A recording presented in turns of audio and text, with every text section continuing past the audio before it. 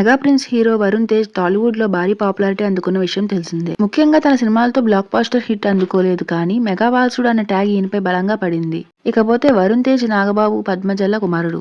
ఈయన పెదనాన్న మెగాస్టార్ చిరంజీవి, చిన్నాన్న పవన్ కళ్యాణ్. ఒకవైపు స్టార్ హీరోలుగా మరొక వైపు రాజకీయాలలో కూడా వేగంగా దూసుకుపోతున్నారు.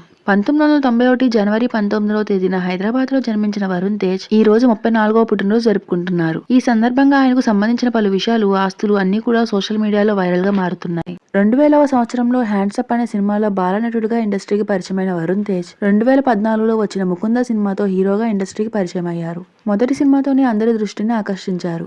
ఆ తర్వాత కంచె, లోఫర్, మిస్టర్, ఫిదా వంటి చిత్రాలతో మరొకసారి తెలుగు ప్రేక్షకులను ఆకట్టుకున్నారు. ఇక ఆ తర్వాత వచ్చిన తొలి ప్రేమ సినిమాకు ఏకంగా అవార్డును కూడా అందుకున్నారు వరుణ్ తేజ్. ఇక అనిల్ రావుపూడి, వెంకటేష్ కాంబినేషన్ లో వచ్చిన F2 సినిమాలో మరో హీరోగా నటించి అబ్బురపరిచారు. గద్దలకొండ గణేష్ సినిమాలో మాస్ హీరోగా నటించి ఆకట్టుకున్నారు. అంతేకాదు గాంధవదారి అర్జున, ఆపరేషన్ వ్యాలంటైన్, మట్కా ఇలా ప్రతి సినిమాతో కూడా తన మార్క్ క్రియేట్ చేసుకున్నారు. కానీ అనుకున్నంత స్థాయిలో గుర్తింపు మాత్రం లభించలేదు. వరుణ్ తేజ్ ఆస్తుల వివరాల విషయానికి వస్తే ప్రస్తుతం ఒక్కో సినిమాకి 10 కోట్ల వరకు రెమ్యూనరేషన్ తీసుకుంటున్న వరుణ్ తేజ్ పలు యాడ్స్ చేస్తూ భారీగా సంపాదిస్తున్నారు. ప్రతి నెల 5 కోట్ల వరకు ఆదాయం అందుకుంటున్న సంవత్సరానికి 20 కోట్ల వరకు కూడబెడుతున్నట్లు తెలుస్తోంది. అంతేకాదు ఇప్పటి వరకు సుమారుగా 80 కోట్లకు పైగా తన సొంత కష్టంతో కూడబెట్టినట్టు సమాచారం. ఇకపోతే వరుణ్ తేజ్ కు తన తండ్రి నాగబాబు ద్వారా ఆస్తులు సంక్రమిస్తాయి అన్న విషయం అందరికీ తెలిసిందే. ఇకపోతే ప్రముఖ హీరోయిన్ లావణ్య త్రిపాఠిని ప్రేమించి పెళ్లి చేసుకున్న విషయం తెలిసిందే. దాదాపు కొన్ని సంవత్సరాల పాటు ప్రేమలో ఉన్న ఈ జంట 2023 జూన్ 9న హైదరాబాద్ లోని నాగబాబు ఇంట్లో ఇరు కుటుంబ సభ్యుల మధ్య వీరి నిశ్చితార్థం జరిగింది.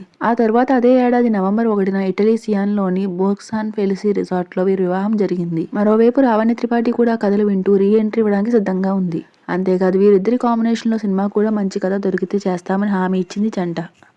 నా వీడియో కనుక మీకు నచ్చినట్లయితే please like, share and subscribe my channel mega Masti. And thank you for watching. Please support me.